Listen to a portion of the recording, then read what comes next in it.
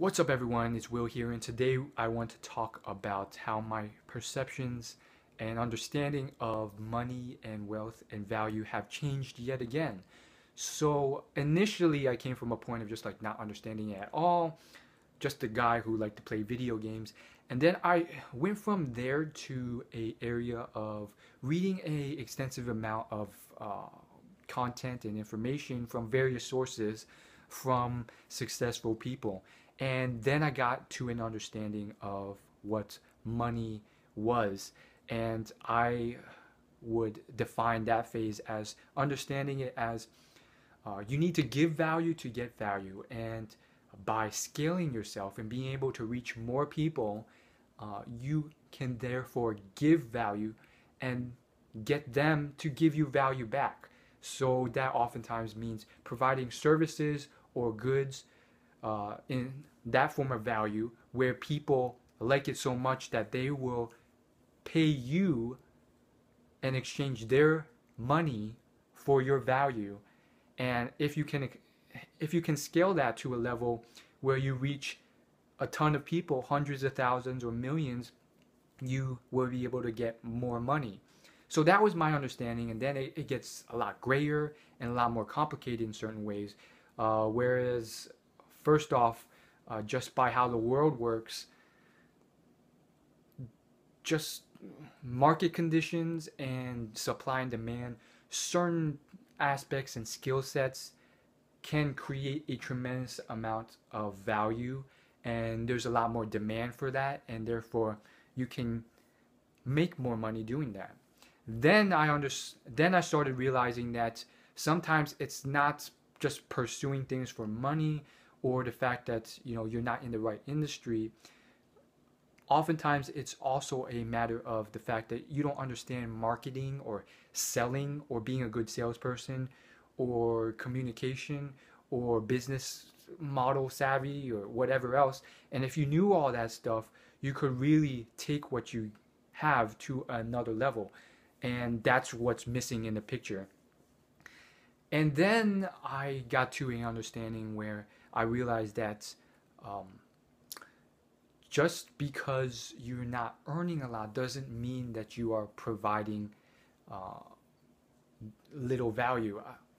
Just because you're not earning a lot doesn't mean you're not providing great value. And a great example of this is a high school teacher who loves his students, who puts in tons of time without even being paid to stay after school to help tutor people, inspire people, and so forth.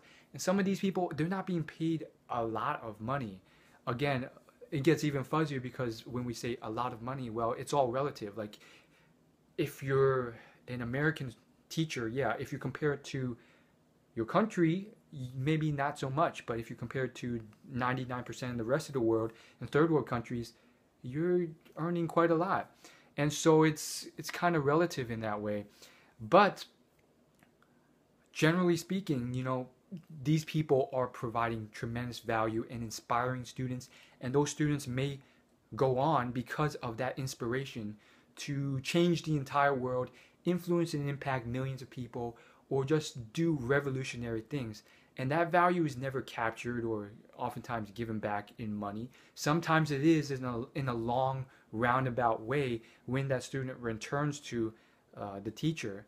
But sometimes that value is returned in a way that's not quantifiable in money.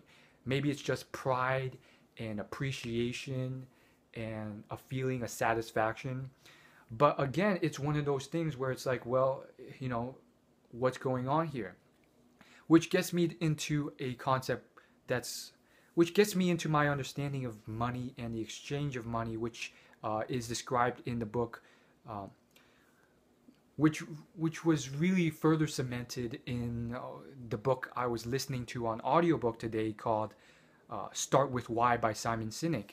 And this has been mentioned numerous times, but it's this idea of perceived value. And basically it's the idea of that people will pay a certain amount based off the perceived value of what they think that good or service is worth to them. And oftentimes this perceived value may be false or incorrect. That's why you have a lot of online scam artists who are trying to teach you like weird government hidden psychological triggers to get a girl to like you or something crazy for 16 payments of $9.99 or something crazy like that. But people still buy that because they're tricked by it, because these scam artists will, make the customer think that the perceived value is there when oftentimes it's not. And then you can see this again in a lot of examples in third world countries or just anywhere where there's a, haggling market or in the tourist industry. So this is mentioned numerous times. I think the biggest example that comes to mind, is from the book by Jim Rogers. The book is called A Gift to My Children, and it's basically, and Jim Rogers is this like really successful money manager, and he wrote this whole book to his daughters, pretty much telling them the best advice, pretty much giving him the best advice in life that he can think of. And so he has this story in this book about how you have to really make sure that you know and understand things and don't get too cocky or arrogant. And he tells this story about how he's like big hot, and he tells this whole story about how he's this big hotshot and commodities trader, and then he vacations in Africa, and he meets this man on the street who is selling diamonds, and he feels like he's doing so well and haggling these, and he feels like he's doing so well and he's haggling this guy and using his salesman tactics, and he haggles this guy down to a bargain price for these diamonds. And he's like, oh my goodness, I did such a good job, now I'm going to flip it on the market and make so much money. And then he goes back and he tries to sell this, and he realizes that these aren't even diamonds, these are like fake diamonds, and so they're fool's diamonds. And so he's screwed over, and he realizes that this salesperson knew more than he did, and he got screwed over completely because they weren't even selling diamonds here. So the point of that story is to again teach you something, and also it's to show you that there is a certain level of perceived value. Now don't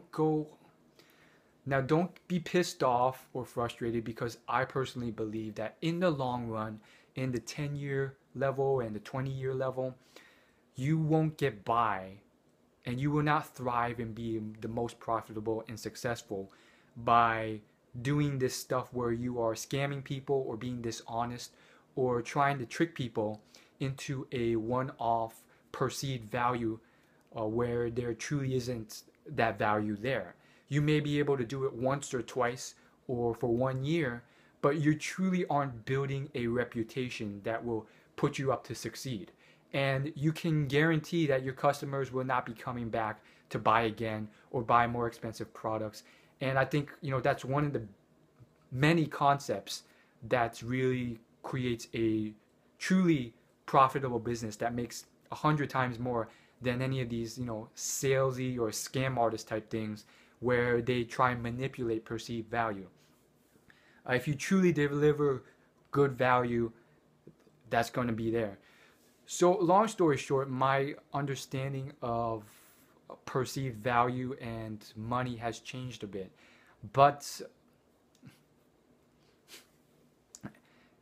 And it reminds me of